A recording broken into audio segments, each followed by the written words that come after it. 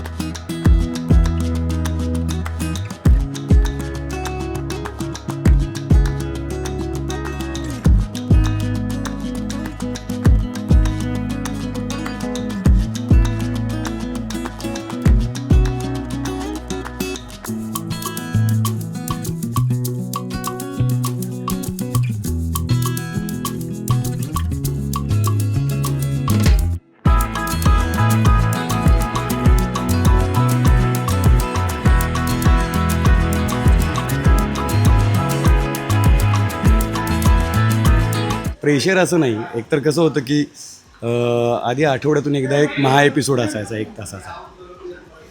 पण ते आम्ही पेलवत होतो की बाबा अर्ध्या तासाचे आपण शनिवारपर्यंत गेले, मग रविवारचा करायचा.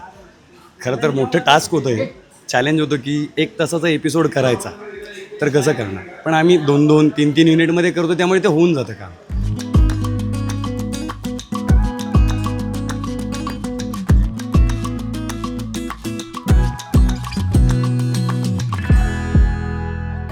आमचा डिरेक्टर खूप त्रास देतो आम्हाला, खूपच त्रास देतो. नाही अजिबात नाही. मी सांगते देतो, एकमेकांना देतो आपण. 48 पात्र, 3 घरं, 3 वेगवेगळी लाईफस्टाईल्स, हे आम्ही कसं केलं यासाठी आम्ही शोच्या सुरुवातीला खूप मीटिंग झाल्या आमच्या की कुठलं कॅरेक्टर कसं असेल, कोण कसं राहील, कोण कसं वागतं आहे, कोणाबरोबर कसा बॉन्ड आहे, हे सगळं आम्ही ठरवलं होतं. सुरुवातीच्या दिवसात थोडासा त्रास झाला की नाही ते बसत नाही, ते होत नाही, हे कॅरेक्टर जरा अजून असं व्हायला पाहिजे. हे प्रत्येक कलाकाराला जेव्हा कळलं की नाही आपल्याला आता ह्या मार्गाने जायचं, मग ते हळूहळू सोपं झालं. आणि असं करत आम्ही आता 500 एपिसोड करतोय पूर्ण.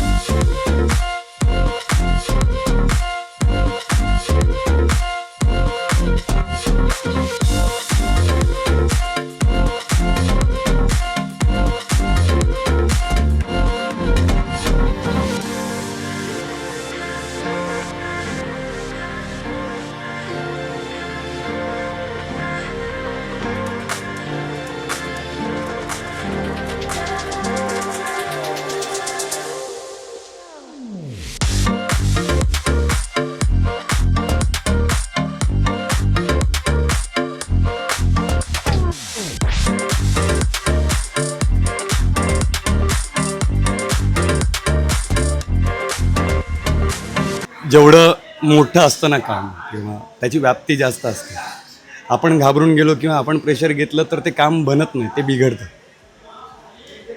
त्यामुळे सीन एकदा आल्याच्या नंतर सगळे कलाकार तयार झाले, वाचल्याच्या नंतरच मी प्रिपेअर होते की नाही बाबा आपल्याला हा सीन असा करायचा, तो या पद्धतीने जाईल पुढे. आणि एकदाच फक्त सगळ्या कलाकारांना रीडिंगमध्ये सांगितलं की आपण हे हे हे इथून तुम्हाला इथे जायचं आहे, इथून त्या कलाकाराबरोबर तसं बोलायचं, आपोआप सगळं होतं. परत एकदा तेच म्हणते मी, आपोआप होऊन जातात गोष्टी. त्या टफ तर खूप असतं, कारण कुठलाही सीन करताना लाईट्स तर असतात आपल्याकडे, केबल्स काही पाण्यात असतात, सो तेव्हा जरा सावधगिरीने काम करावं लागतं, कारण कधीही कोणालाही शॉक लागू शकतो. तुम्ही आता इथेही बघितले तर सेटच्या अवतीभोवती सगळीकडे पाणी साठलं, सो ते सांभाळून करायला लागतं.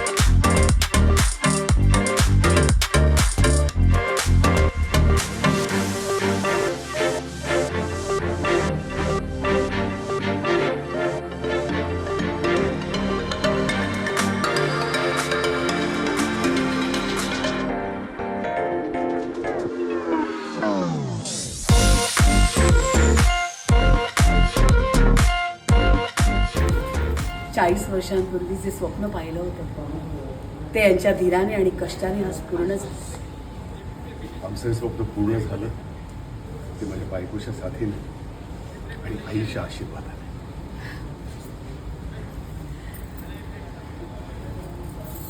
काय होतं, जेव्हा मी असिस्टंट डिरेक्टर होतो तेव्हा ताईंना म्हणजे हर्षदा ताईंना मी दुसऱ्या एका शोमध्ये बघितलं होतं. तुषार सरांना आपण लहान असताना मी त्यांचा जीवलगा नावाचा सिनेमा बघितला होता. तर तेव्हापासून सिनियर आर्टिस्टबरोबर काम करताना एक बर्डन येतं, जे तुम्ही मगाचपासून विचारता की बर्डन येतं का, प्रेशर येतं का. ऑब्व्हियसली त्यांच्याबरोबर काम करताना मला बर्डन येतं. पहिल्या दिवशी मला वाटलं होतं की मी यांना आता डिरेक्ट कसं करू, यांना कसं सांगू की ताई प्लीज हे आपण ही रिॲक्शन थोडी परत घेऊया, सर मला असं वाटतं की हे वाक्य असं घेऊया. सो माझ्यापेक्षा त्यांच्या अनुभवाचा अर्धा वयाचा मी स्वतः त्यांना सांगणं, कन्व्हिन्स करणं, मग मागची पुढची गोष्ट सांगितली की मग ते ॲक्सेप्ट करायचे, नाही बरोबर बोलताय तुम्ही. सो असं नाही की तेही प्रिपेअर नसायचे किंवा मी प्रिपेअर असायचो. सीन वाचल्याच्या नंतर हे आमचं मोघम बोलणं व्हायचं की इथे अशी रिॲक्शन द्यावा, तिथे तशी रिॲक्शन द्यावा. सो हळूहळू मग तो कॉन्फिडन्स येत राहिला आणि मग आमचा आता चांगला बॉन्ड झाला आहे. त्यांच्याकडून मी बऱ्याचशा गोष्टी शिकलो, त्या दोघांकडून. आणि असं नाही की फक्त ते दोघेच, माझी बाकीची 46 पात्र त्यांच्याकडून पण बऱ्याचशा गोष्टी शिकतात.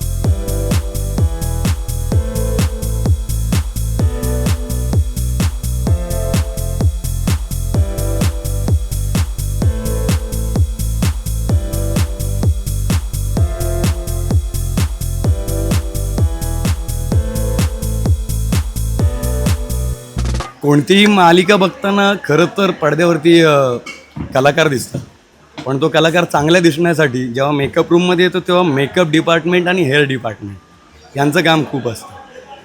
ते मेकअप करून तयार झाल्याच्या नंतर सीनसाठी रिडिंगसाठी असिस्टंट डिरेक्टर्स असतात की बाबा ते वाचून घेतात कुठे, सीन नेऊन देणं म्हणा किंवा काही,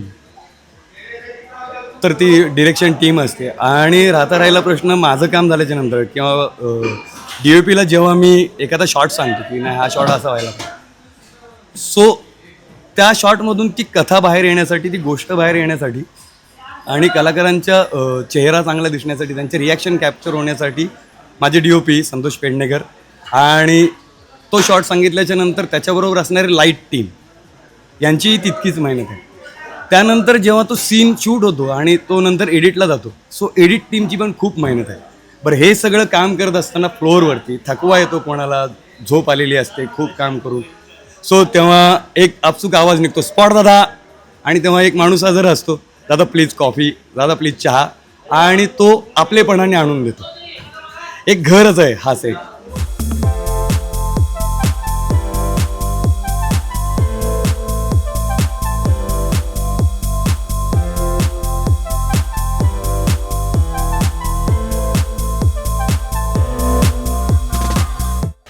अशा प्रकारे लक्ष्मी निवास म्हणजे लक्ष्मी आणि श्रीनिवास या दोघांचंही स्वप्न पूर्ण झालं आहे. त्यांना त्यांची हक्काची वास्तू, हक्काचं घर मिळालं आहे. तर अशा प्रकारे त्यांचा गृहप्रवेश पार पडला आहे. तर झी मराठीवरील अनेक मालिकांमध्ये कलाकारसुद्धा त्यांना शुभेच्छा देण्यासाठी आला आहेत. त्याचबरोबर तुम्हाला हा गृहप्रवेश कसा वाटला आहे कमेंट करून नक्की सांगा. आणि अशाच मनोरंजन विश्वातील अपडेटसाठी लॅमलाईट मराठीला फॉलो करा, शेअर करा आणि सबस्क्राईब करा.